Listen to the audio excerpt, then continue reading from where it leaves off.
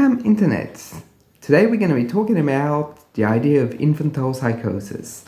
So there's many reasons why I want to talk about it. A, because I like the concept of it, and B, because as French psychiatry starts to move towards merging with the international recommendations like the DSM, well, there's a lot of specificities of French psychiatric culture that's starting to be lost.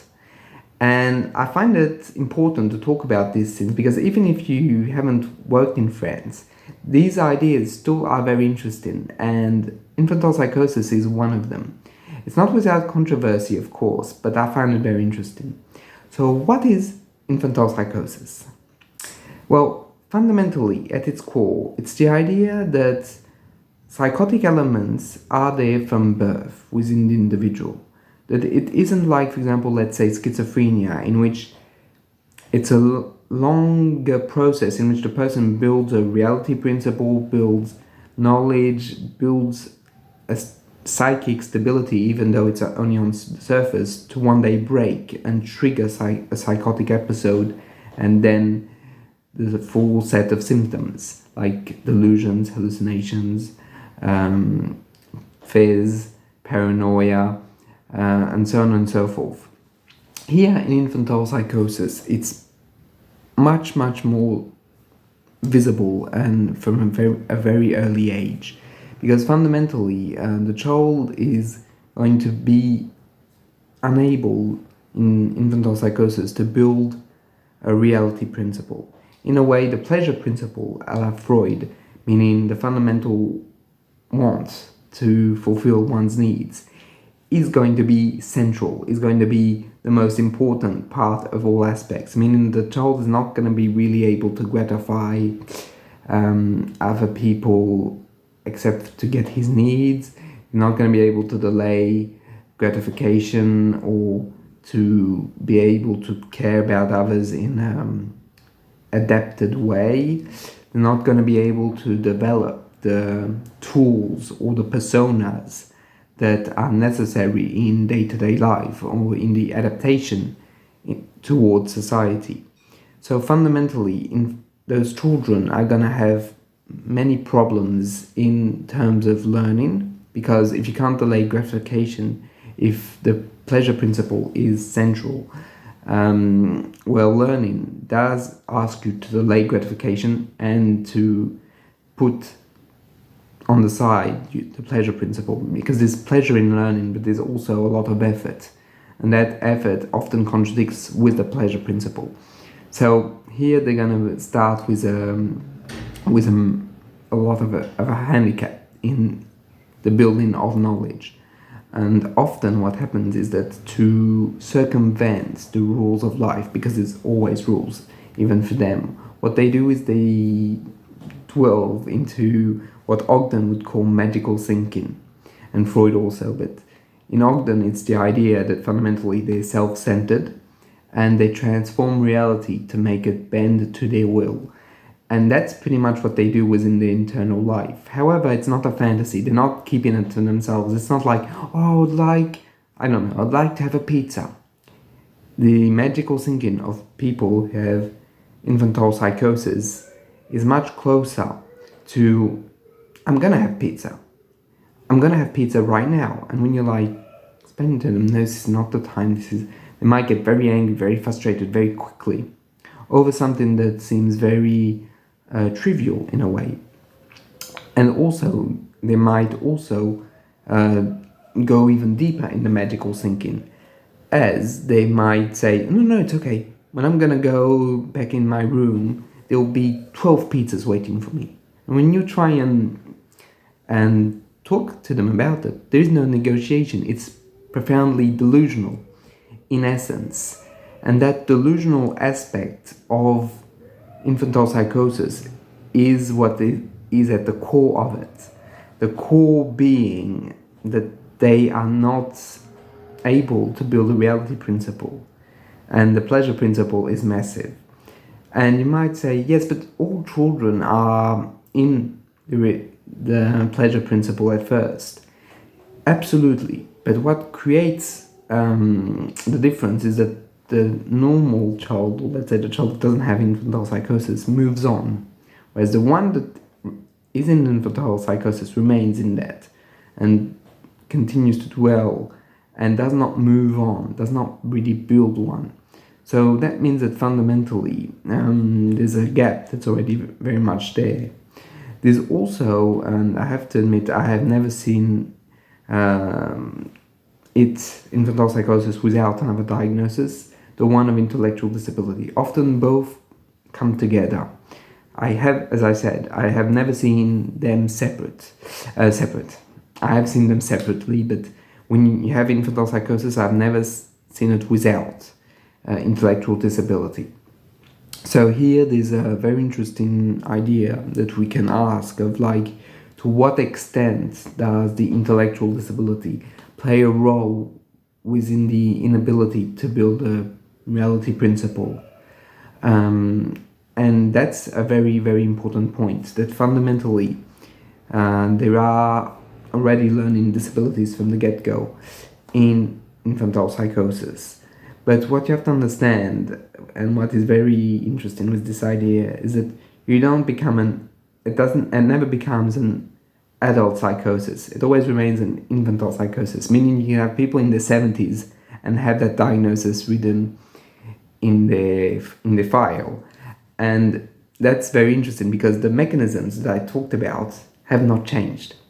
That's very, very important, very interesting, meaning that you have adults who are gonna have the same exact mechanisms as children. And fundamentally, they might tell you, for example, oh, well, oh yeah, I'm gonna see that person at a concert, and you're like, oh, that's interesting. And then the magical thinking starts occurring. Oh yeah, and then he's gonna bring me up on stage, and we're gonna sing together, and then I'm gonna become his spouse, and so on and so forth. And you're like, what? Wait a minute. No, it's not feasible. And there's a complete denial of reality in those moments. You might criticize it. Well, why would you? And the person will respond very seriously. No, it's not an issue. No, he'll do it for me. Even though the person does not know the patient. But the patient is convinced that because of their specialness, they'll get access to everything they want. And when I say it's delusional, it is delusional. It's not like some narcissistic grandiosity. It's complete megalomania. It's virtually like, oh yeah, I want to be president. I'll just walk into the Elysee Palace, and it's okay. They're gonna like me. I'm gonna become great, and they will love me. And they're like, but that doesn't happen that way. And you have to understand that fundamentally they don't change, and that's maybe the most fascinating part of it, is that they don't fundamentally integrate a reality principle. So what happens to them? Often what happens to them is that they get institutionalized at a very young age, and the institutions then become the vector of a setting, meaning that they start to respect the rules because the institution is very repetitive, and the rules are virtually always the same throughout all institutions. That you do this at that time, you do that at that time. That repetitiveness is going to help them not internalize, because they don't really internalize, but at least follow a frame. I also should talk about the potential for violence. Unfortunately, because they don't have a reality principle, a reality check mark in a way, nor solid superego, they can resort to violence to get what they want. So it's not this cold, calculated violence as it can be in antisocial personality disorder. Now, it's more impulsive than that. Like, for example, they'll see you take a bit too many candies when they wanted to empty the pot, and they might hit you because you took too many candies. So it's more kind of like that. It's very impulsive and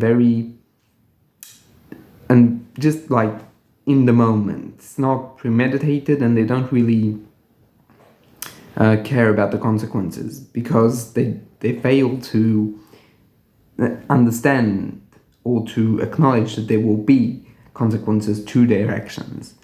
And in these cases, of course, it's always very important to the rule is the rule, even if they don't understand it or try and make it bend to their will.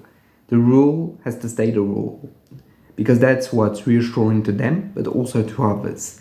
So I just wanted to make it clear that it's not, you can't let them do whatever they want. There's still like the system that needs to be upheld for everyone.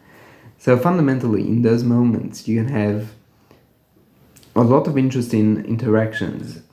For example, and often what I find very, very interesting in these cases is that often the delusions are very joyful.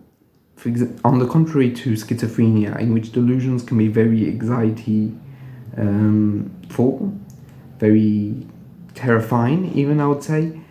In infantile psychosis, it's not terrifying, it's happy. I mean, because it's so pleasure principle based and there's no guilt or shame or anxiety, they're just going to tell you what they want. And they're just going to share just a daydream to you, but believing it's true. And because they're saying it, it becomes true. And it's also not a lie, they're not lying to you. And when you confront them, they don't back down. They only back down if you show authority. And even then, they stop talking. It's not that they've stopped their delusion. It's that they know that they can't talk because you then represent the frame or the reality principle, but external, not internally. So fundamentally, they stop talking, but they don't think any less of what they were talking about. So at its core, it's very interesting. With those people, also, the work can be very, very rich, as they're just going to tell you whatever comes through their minds. And psychoanalytically, it's a gift. To have those types of patients is wonderful, as when they're prepared to talk, they talk fluently and they talk a lot. Also, I should say that there is something else I should mention, and it's important for us to talk about it, is this idea that for a long time, unfortunately, there was a confusion between these types of people who had infantile psychosis and autistic people. And unfortunately, for a long, long time, French psychiatrists and psychologists felt that autism was a form of psychosis because of the, for example, of the idiosyncrasies, of the repetitiveness of certain actions, of the rituals, and they lumped them into psychosis because both of those phenomena are constitutional, i.e. they're part and parcel of the person. But in the case of autistic people, they don't have delusions and they do have an understanding of the reality principle, whereas the people I've talked about, not so much. There's also the fact that for infantile psychotics, sometimes they can have negative symptoms, what is called negative symptoms in psychiatry, i.e. they can be withdrawn within themselves, completely recluse, catatonic in the worst type scenarios, and sometimes they are afraid and terrified, but they might not have the ability to talk it through to someone or to even be able to share it because they're so anxiety driven. However, those people, even those infantile psychotics, are, from my understanding, rarer than the ones that are joyful. I mean, here I'm not using words of psychiatry, I'm using clinical experience to talk about these groups of people.